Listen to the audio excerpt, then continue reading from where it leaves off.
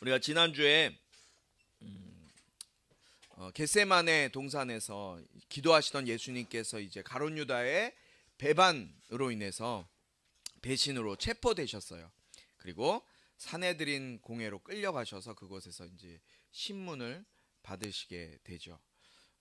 예수님께서 억울한 누명을 쓰셨죠. 억울한 누명도 쓰시고 또 사람들의 거짓 증언을 통해서 심판대에 쓰셨을 때 예수님은 불평불만하지 않으셨음을 우리는 보게 돼요. 불평불만하지 않으시고 예수님은 그냥 침묵하셨어요. 그저 아무 얘기도 안 하셨어요. 나에게 뭐라고 하든 거짓으로 나를 고발하든 무슨 얘기를 하든 다른 얘기하지 않으시고 침묵하셨어요. 왜 주님이 침묵하셨다 그랬어요? 이 모든 일이 성경, 구약 성경에 하나님이 말씀하신 그 구약 성경 말씀을 이루기 위한 하나님의 뜻이라는 것을 알았기 때문에 주님은 그들이 하는 어떤 이야기에도 말하지 않은 거예요.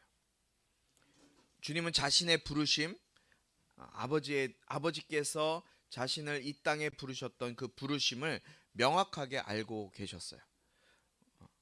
주님이 우리 역시도 부르심이 있다고 말씀드렸어요. 각자에 대한 부르심.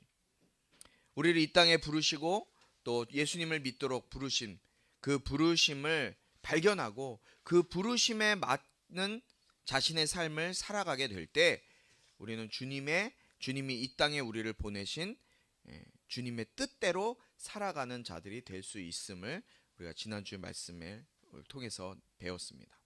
세상의 가치관 또 세상에서의 목적, 잘 먹고 잘 살기 위한 그 목적만을 위해 살다가 결국엔 지옥 가는 인생 되지 않고 그런 인생이 아니라 결국 영혼의 때를 위해서 주님의 부르심을 발견하고 그 부르심을 향하여 부르심대로 살아가는 우리 모두가 되길 주님의 이름으로 축복합니다.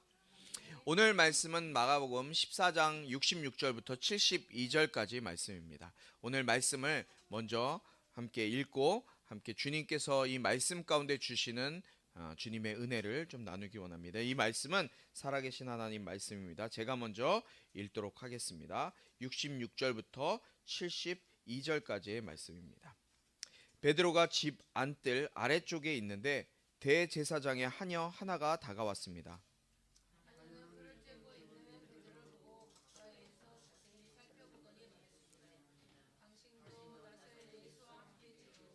그러나 베드로는 부인했습니다. 내가 지금 무슨 말을 하는지 나는 알지도 못하고 깨닫지도 못하겠다. 그리고 베드로는 문 밖으로 나갔습니다.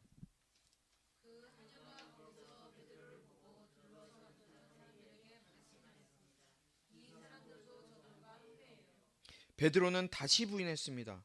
조금 있다가 옆에 서 있던 사람들이 베드로에게 말했습니다.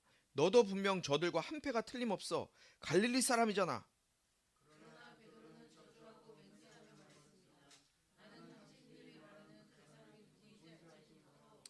바로 그때 닭이 두 번째 울었습니다. 그러자 베드로는 닭이 두 번 울기 전에 내가 나를 세 번 모른다고 할 것이다 라고 하신 예수의 말씀이 생각나 엎드러져 울었습니다. 아멘. 오늘 이 말씀은 우리가 너무나 잘 아는 말씀이에요. 보통은 사순절 또 고난주간에 이 말씀을 보게 되죠. 이제 우리가 사순절을 맞게 되는데 베드로가 예수님을 부인한 이 사건, 이 사건을 왜 마가가 이렇게 자세하게 이 마가복음에 기록했을까요? 분명히 어떤 뜻이 있을 거예요. 이 말씀을 우리에게 주시고자 하는 하나님의 뜻. 오늘 이 시대를 살아가는 우리에게 하나님께서 이 마가복음을 통해 주시고자 하는 하나님의 뜻, 은혜. 그 말씀이 어떤 것인지 함께 이 말씀을 보면서 은혜를 나누기 원합니다.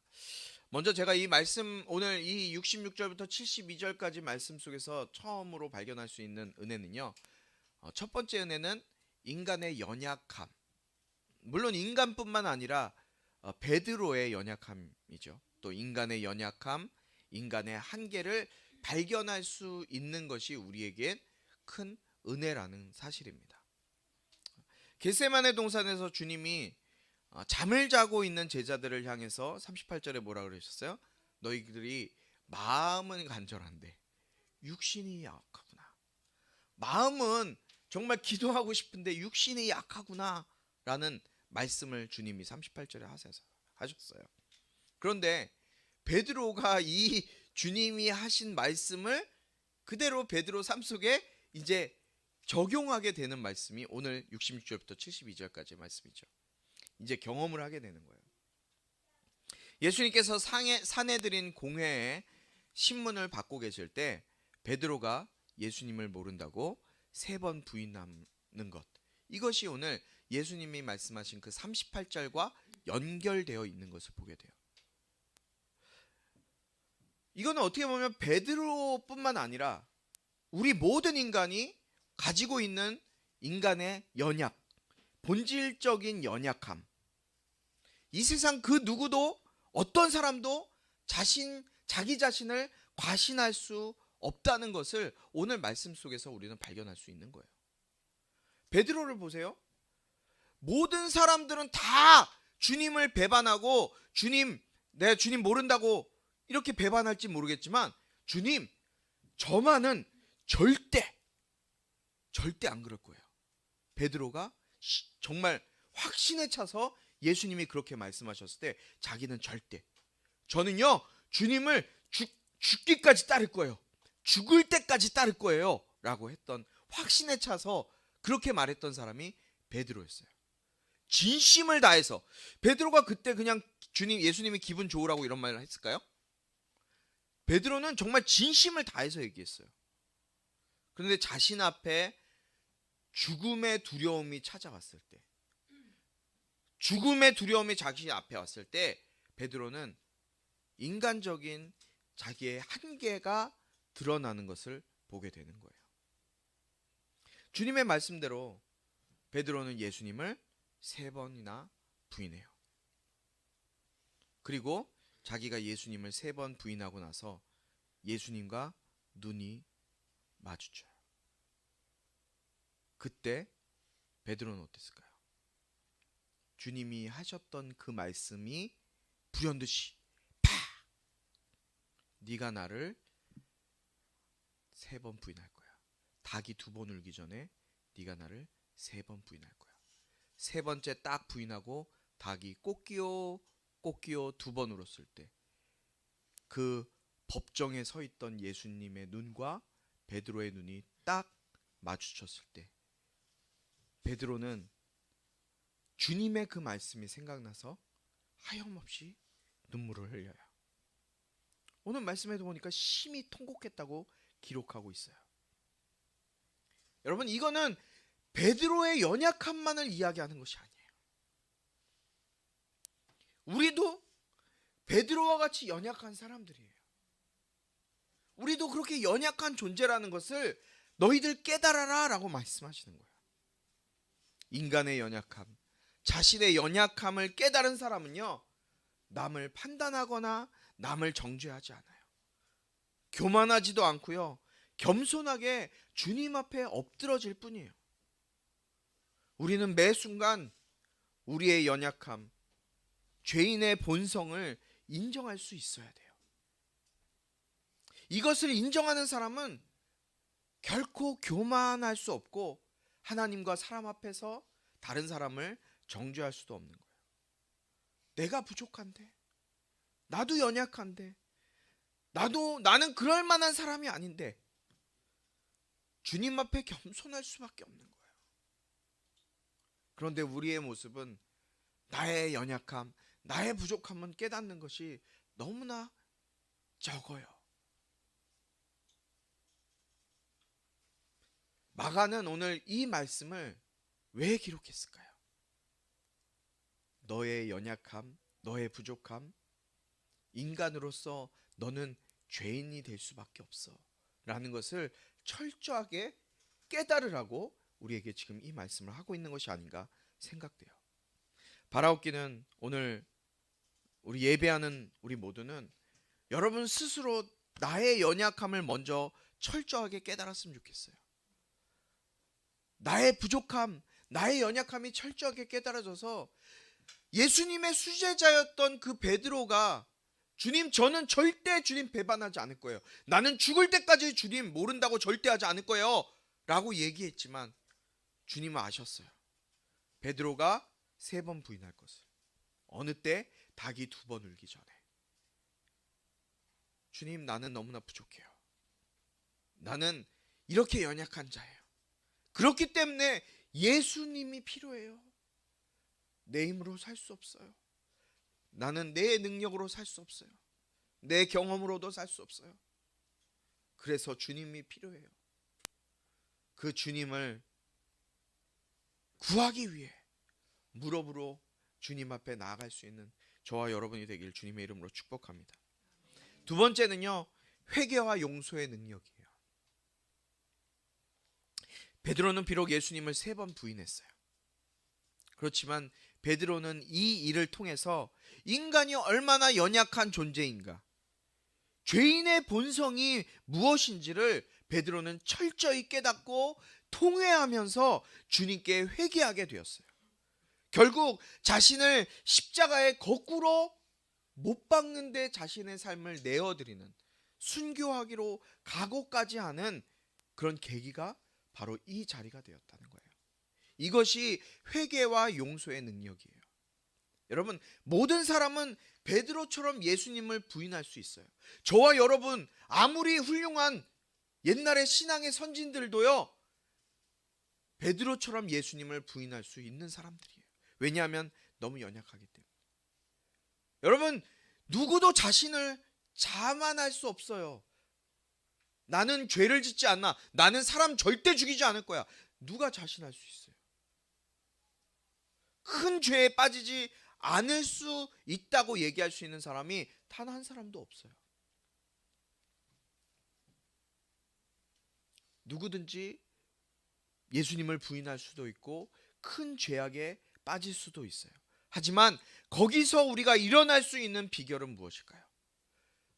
그 죄악 가운데서, 그 아픔 가운데서, 그 가장 밑은 밑 가운데서 우리가 빠져나올 수 있는 방법은 무엇일까요? 그것은 깨달음과 회개예요. 72절 말씀에 바로 그때 닭이 2번 울었습니다.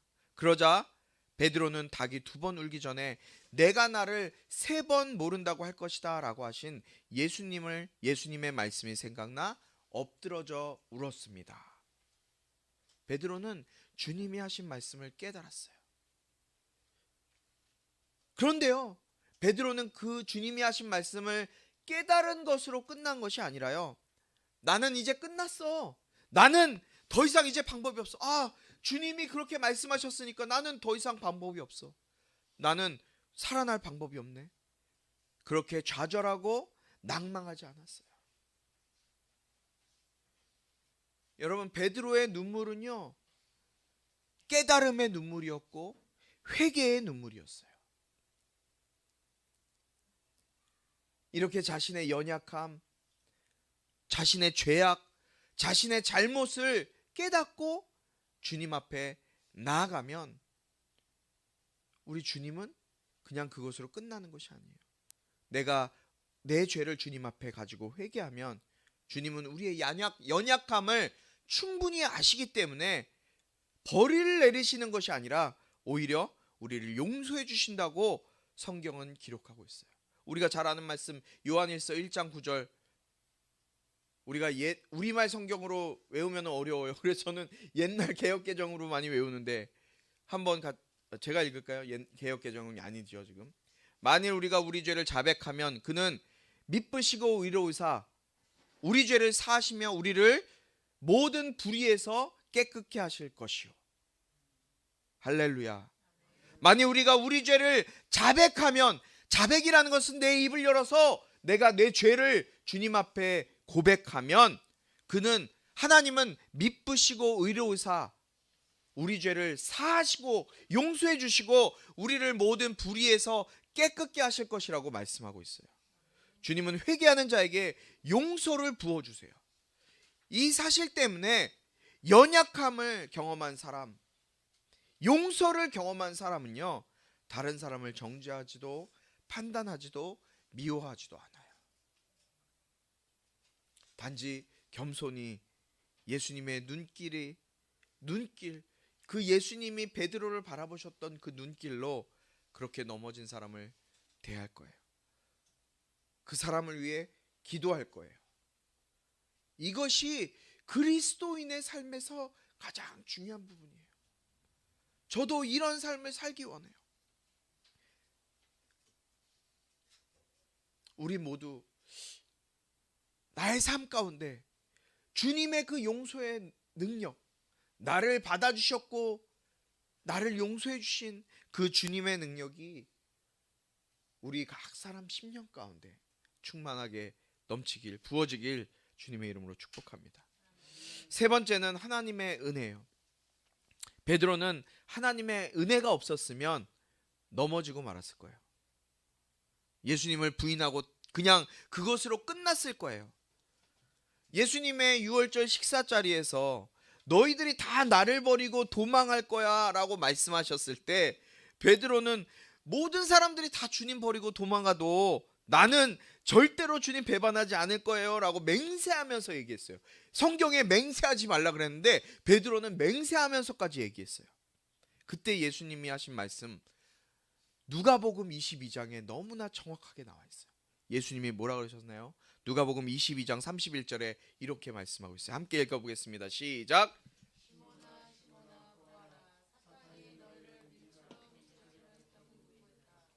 다시 한번 읽겠습니다. 31절 화면 바꿔주세요. 시작. 체질하겠다고 요구했다. 무슨 말입니까? 사단이 너를 심하게 유혹할 것이고 너는 그 사단의 유혹에 넘어가서 나를 팔아버릴 거야. 나를 배반할 거야. 니네들 스스로 자만하지 마. 너네 나 다 부인하고 도망갈 거야. 예수님이 이렇게 말씀하신 거예요. 지금 식사 자리에서.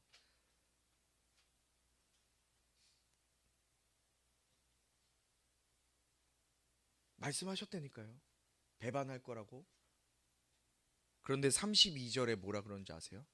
베드로를 향해서 이렇게 말씀하세요. 그러나 베드로를 향해서 하신 말씀이에요. 나는 내가 믿음을 잃지 않도록, 네가 믿음을 잃지 않도록 너를 위해서 내가 기도했어. 네가 돌이키고 나면은 너의 형제들을 네가 굳게 할 거야. 그 형제들이 누구예요? 예수님의 제자들이에요. 베드로가 회개하고 나면 베드로는 그 형제들을 굳건케 해서 예수님의 제자로, 참된 예수님의 제자로 살게 할 거야. 베드로가 이것이 기억났어요. 이것이 기억의 은혜예요. 예수님은 분명히 베드로를 향해서 경고하셨어요. 그런데 베드로는 그 주님의 경고를 깨달았어요. 기억했어요. 누가복음 22장의 말씀을 기억했어요. 예수님을 3번 부인하고 닭이 2번 울기 전에 예수님을 3번 부인했던 자기 자신의 처지를 발견한 이후에 베드로의 눈이 저 법정에 서 있는 예수님의 눈과 맞았을 때, 화면 바꿔주세요. 주님의 눈빛을 보면서 베드로는 무슨 생각했을까요? 베드로는 무슨 생각을 했을까요? 분명히 32절의 말씀이 떠올랐을 거예요. 물론 자신의 연약함으로 주님을 부인한 것으로 베드로는 너무너무 고통스러웠을 거예요. 그러나 베드로는 주님이 자기 자신을 위해서, 베드로를 위해서 기도했다는 것, 그리고 네가 돌이키고 나면 형제들을 굳세게 할 것이라는 그 말씀을 기억하면서 주님과 눈이 마주쳤을 때 베드로는 하염없이 감사의 눈물을 흘렸을 거예요. 여러분, 우리도 넘어질 수 있어요. 몇 번이도 넘어질 수 있어요. 그럴 수 있어요. 그래도 주님은 우리에게 말씀하실 거예요. 누구누구야, 너 넘어져. 너 그렇게 살다간, 네 맘대로 그냥 그렇게 살다간 언젠간 큰 코 다쳐. 말씀하실 수 있어요. 그러나 주님은 또 깨닫고 네가 다시 돌아오면 내가 다 용서할게. 네가 네 마음대로 살면 다칠 수 있지만 다시 회개하고 돌아오면 내가 다 용서할게. 넌 돌아올 거야. 내가 너를 위해서 기도했으니까 넌 돌아올 거야. 넌 쓰임 받을 거야. 주님이 이렇게 말씀하셔요. 여러분, 우리는 다시 일어나게 될 거예요. 주님께 돌아오는 자는 반드시 일어나게 될 거예요. 주님이 말씀하실 때, 말씀을 주실 때 깨닫고 주님 앞에 나아갈 수 있는 것, 이것이 바로 하나님의 은혜예요.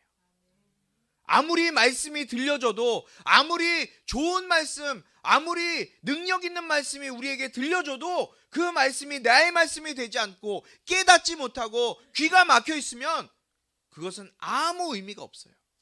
그러나 그 말씀이 깨달아져서 나에게 주시는 하나님의 음성으로 들려지게 되면 어떻게 살다가 넘어진 자일지라도, 마음대로 살다가 희망 없는 인생일지라도 주님은 은혜를 주셔서 다시 돌아온 그 인생, 주님이 놀랍게 쓰실 인생이 될 거예요. 우리는 이렇게 기도했으면 좋겠어요. 주님, 저는 넘어질 수 있어요. 그러나 나에게 은혜를 주세요. 말씀을 깨달을 수 있는 은혜를 나에게 허락해 주세요. 이렇게 기도할 수 있는 저와 여러분이 되길 바랍니다. 마지막 네 번째 깨닫는 은혜예요. 참 제자는 누굴까요? 참 제자. 우리 마가복음을 시작하면서 제가 처음부터 말씀드렸던 것이 제자에 관련된 거였어요. 제자, 참 제자. 여러분, 참 제자 누굴까요? 계속해서 우리가 마가복음 앞부분을 보면서 배웠던 말씀인데 너무 오래돼서 기억이 나지 않죠. 다시 말씀드리겠습니다. 예수님의 참 제자는 자기의 것을 버리고 주님을 따르는 자가 예수님의 참 제자예요. 자신을 부인하고 모든 것을 버리고 주님을 따르는 것, 그것이 참된 제자의 삶이에요. 반주 좀 해주시겠습니까? 내가 내 인생의 주인 되어서 이 세상의 가치관, 육신의 정욕, 안목의 정욕, 이생의 자랑을 쫓아 사는 인생이 아니라 갈라디아서 2장 말씀처럼 내가 그리스도와 함께 십자가에 못 박혔나니 그런즉 이제는 내가 산 것이 아니요 내 안에 그리스도께서 사시는 것이라. 이제 내가 육체 가운데 사는 것은 나를 사랑하사 나를 위하여 자기 몸을 버리신 하나님의 아들을 믿는 믿음 안에서 사는 것이라. 여러분, 내가 그리스도와 함께 십자가에 못 박혔어요. 못 박혀서 그냥 고통을 느끼고 사는 인생이 아니라 완전히 죽어지는 거예요. 내가 없는 거예요. 죄인된 삶의 가장 대표적인 삶이 어떤 삶이라고 말씀드렸어요? 내가 내 인생의 주인 되어서 내가 원하는 대로, 내가 생각하는 대로, 내가 계획하는 대로 사는 인생, 그것이 죄인의 인생이에요. 사탄이 가장 좋아하는 인생. 그래, 네 해봐, 네 마음대로 해. 그래, 그래야 내가 너를 흔들 수 있어.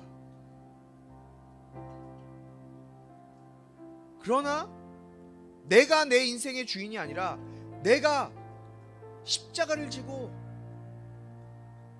주님과 함께 죽고 내 안에 그리스도께서 사시는 인생, 예수님께서 보증하시고 예수님의 피로 사는 인생, 사탄이 건들 수 없는 인생, 그 인생이 될 때 참 제자가 되어 예수님이 맡겨주신 사명, 그 사역이 우리의 사역 가운데, 우리의 삶 가운데, 우리의 일상 가운데 나타나게 되는 거예요.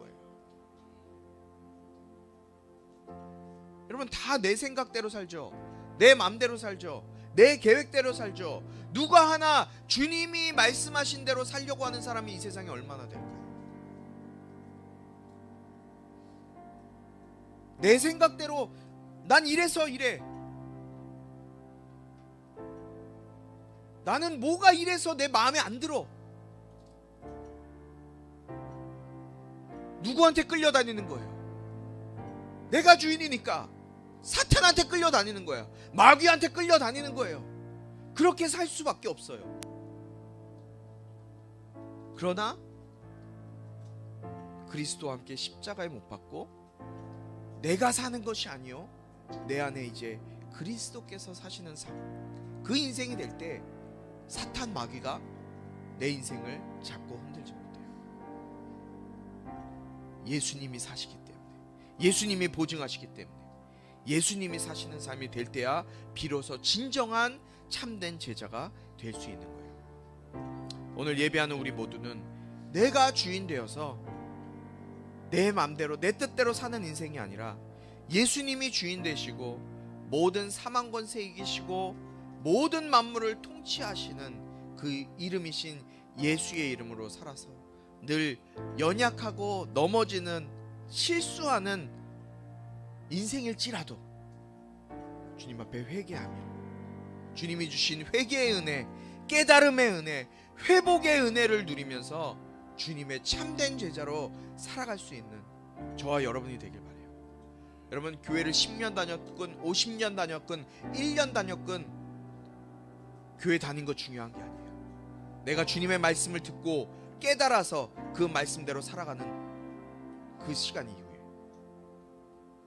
장재민 핸드폰 꺼라.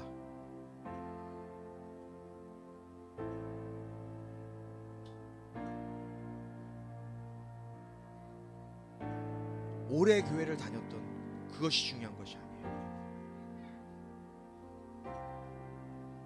주님의 말씀을 나에게 주시는 하나님의 말씀으로 받는 그 이후에 우리의 삶은 변하게 될 거예요. 왜냐하면 예수님께서 보증하셨기 때문에. 그 인생, 그 삶을 살아가는 저와 여러분이 되길 주님의 이름으로 축복합니다. 우리 주여 한번 부르시고 오늘 말씀을 기억하면서 주님, 내가 주님의 참 제자가 되기 원합니다. 예수의 이름으로 살게 하여 주시옵소서.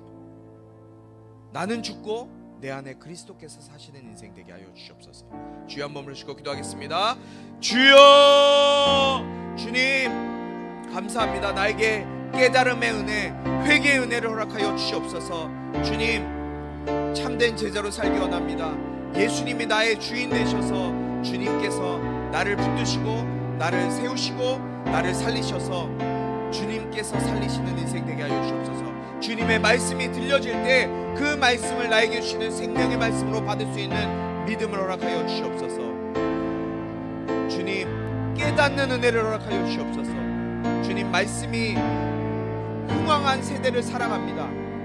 주님의 말씀을 듣기 위해서 그냥 길을 돌아다녀도 주님의 말씀을 들을 수 있습니다. 그러나 그 말씀을 받을 수 있는 마음밭을 주시고 깨달을 수 있는 깨달음을 주셔서 주님의 말씀이 내 심령 가운데 뿌려질 때 그 말씀으로 예수 그리스도와 사시는 인생, 예수의 능력으로 사는 인생 되어질 수 있도록 우리의 삶을 붙드시고 인도하여 주시옵소서.